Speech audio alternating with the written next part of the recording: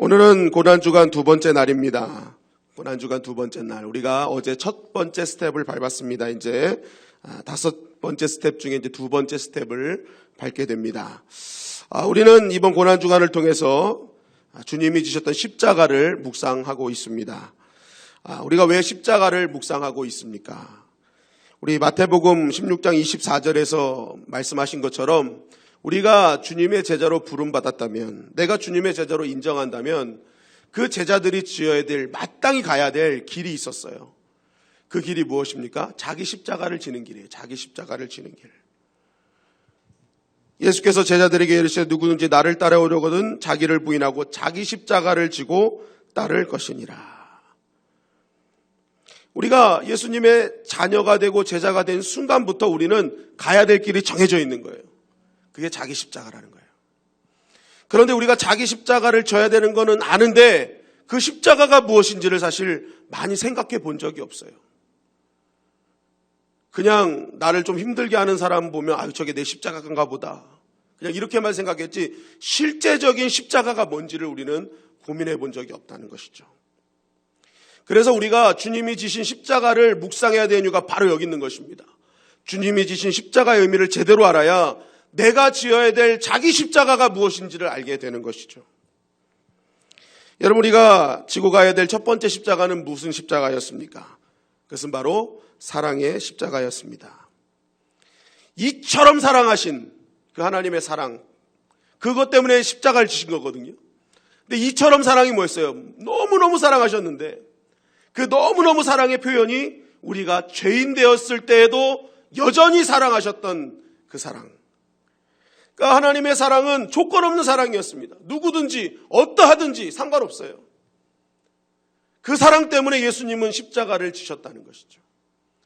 그렇기 때문에 우리 예수님의 제자된 자녀된 우리가 마땅히 가야 될 자기 십자가가 무엇이냐? 우리 역시도 사랑의 십자가를 져야 된다는 것입니다. 내 주변에 누구든지 어떠하든지 간에 상관없이 주님이 필요로 하는 자라면 내가 그 사람과 사랑의 십자가를 가지고 그 사람과 동행해 주는 인생, 그러한 삶이 진정한 사랑의 십자가를 지고 가는 이 땅의 제자들이라는 것입니다. 여러분, 저와 여러분들이 그 사랑의 십자가를 지는 참된 제자들이 되기를 주님의 이름으로 간절히 축원합니다. 그렇다면 오늘은 어떤 십자가를 져야 되는가? 내가 져야 될 자기 십자가는 무엇인가? 오늘은 한번 따라하십니다. 사명의 십자가, 사명의 십자가, 사랑의 십자가, 사명의 십자가입니다. 사명의 십자가. 여러분, 이 사명의 십자가의 의미가 뭘까요? 사명의 십자가. 제가 설교를 준비하면서 미국의 의학 잡지에 실렸던 이 십자가 고통, 또 죽음의 원인을 의학적으로 접근해 설명한 그러한 자료를 좀 보게 됐습니다. 이 십자가는요, 먼저 십자가에 달리기 전부터 굉장히 엄청난 내적 압박을 받았던 십자가였다는 것입니다. 누가복음 22장 42절부터 44절에 이렇게 나와 있죠. 한 절씩 교독하시겠습니다. 이르시되 아버지여, 만일 아버지의 뜻이거든 이 잔을 내게서 옮기시옵소서. 그러나 내 원대로 마옵시옵고 아버지의 원대로 되기를 원하나이다 하시니. 천사가 하늘로부터 예수께 나타나 힘을 더하더라. 다 같이 읽겠습니다. 예수께서 힘쓰고 애써 더욱 간절히 기도하시니 땅이 땅에 떨어지는 핏방울같이 되더라. 자, 예수님께서 한결같이 하신 일이 뭐냐는 거예요. 감람산에 있는 겟세마네 동산에서 늘 간절히 기도하셨어요. 간절히 기도하셨어. 근데 그 간절히 기도하는 제목 중에 가장 큰 제목이 뭐냐? 십자가였습니다. 십자가. 여러분, 이 십자가로 인해서요, 자신의 뜻과 하나님의 뜻이 충돌이 일어난 거예요. 갈등이 일어난 거예요. 그러니까 이 하나님의 뜻과 내 뜻의 간격을 좁히는데 이거는 그냥 기도로 되는 게 아닙니다. 간절한 기도로 되는 거예요. 간절한 기도만이 이걸 좁힐 수 있어요. 여러분, 우리는 내 뜻이 아닌 하나님의 뜻을 구합니다라고 하지만 실제적으로 우리 삶 가운데 이 뜻이 좁혀지지 않는 이유가 뭔지 아십니까? 대충 기도하기 때문에 그래요. 하나님의 뜻과 내 뜻의 간격을 좁히는 건요, 대충 기도해서는 절대로 좁혀지지 않습니다. 간절히 기도해야 돼요. 오늘 예수님도 보세요. 이 간격이 벌어지니까 이 극을 좁히기 위해서 예수님이 어떻게 기도하셨대요? 간절히 기도하셨대요. 간절히. 이거 진짜 중요한 겁니다. 하나님의 뜻과 내 뜻이 충돌이 일으킬 때는 여러분 그냥 평상시 기도하는 대로 하면 절대로 내 뜻이 하나님의 뜻에 늘 이깁니다. 내 뜻과 하나님의 뜻이 충돌이 딱 일어난 순간부터요, 그때는요 전투태세로 기도해야 되는 거예요. 그래야 겨우겨우 뭐예요? 하나님의 뜻을 쫓을 수 있어요.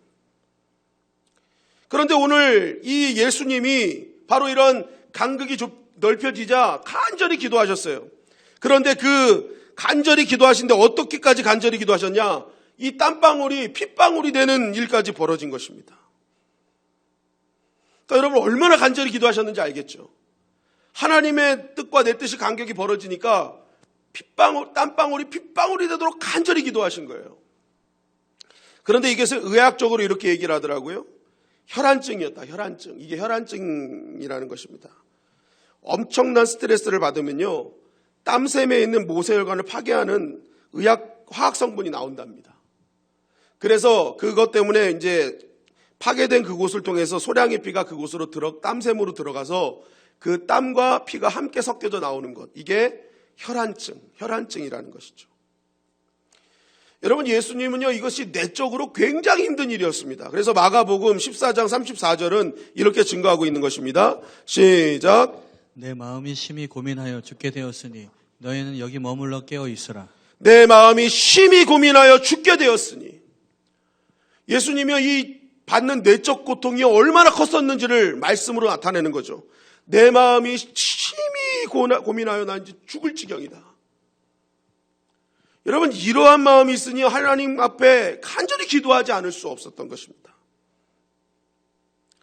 그런데요, 십자가는요, 내적인 피로감만 주는 것이 아니었습니다. 정신적으로 육체적인 아픔을 동반하는 것이었죠.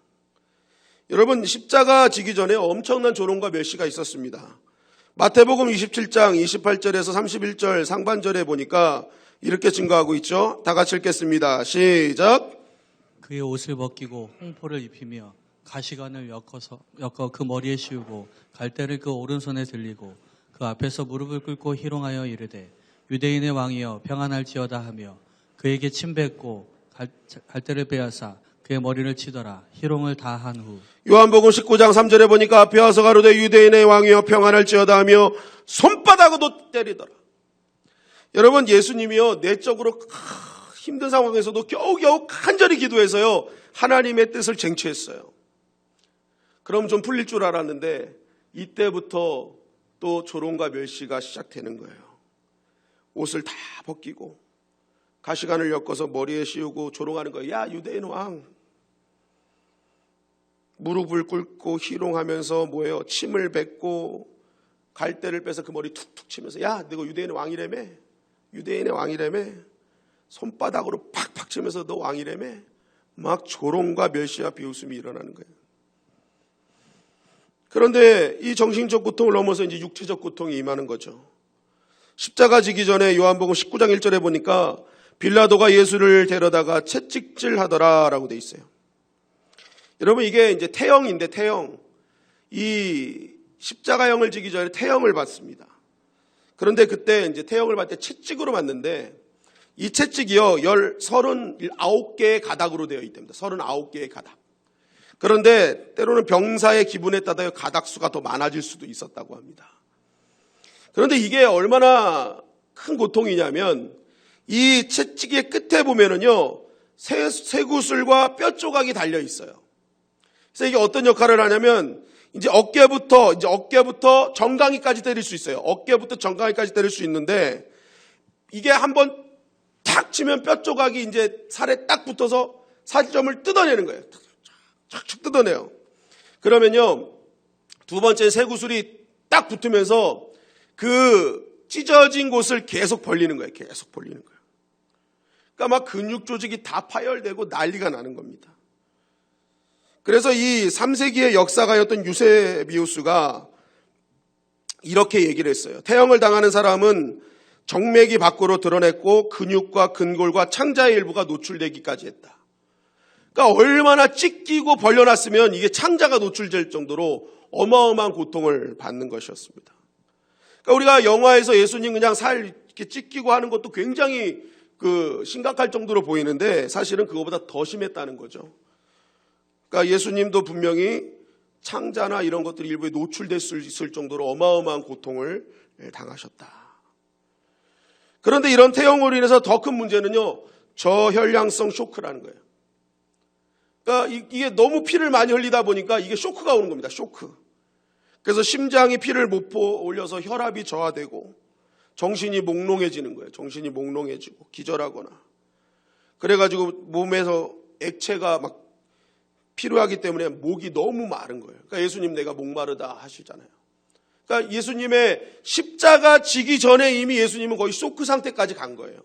피를 너무 많이 흘렸기 때문에.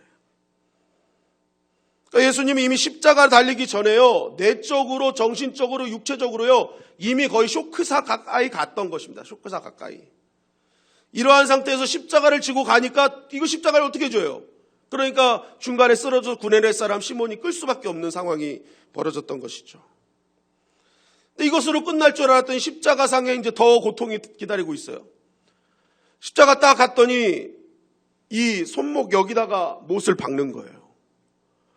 여기다 박으면요, 이게 사람 몸무게 때문에 손이 찢어진답니다. 그래서 다 여기다 박았대요. 여기다 박는데 이 고통이 어느 정도냐면 여기 팔꿈치 뼈 있죠. 요 뼈를요, 그 벤치로 신경을 잡아 틀는 고통이 여기 못 박힐 때 고통이랍니다. 그러니까 거의 뭐 사람이 견뎌낼 수 있는 고통은 아니라고 합니다.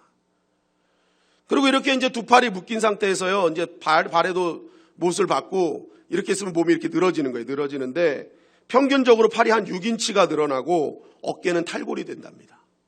그러니까 여러분, 사람의 몰골이 아닌 거예요. 십자가는요, 사람의 몰골이 아닌 거예요. 사람의 몰골이 아닌 거예요.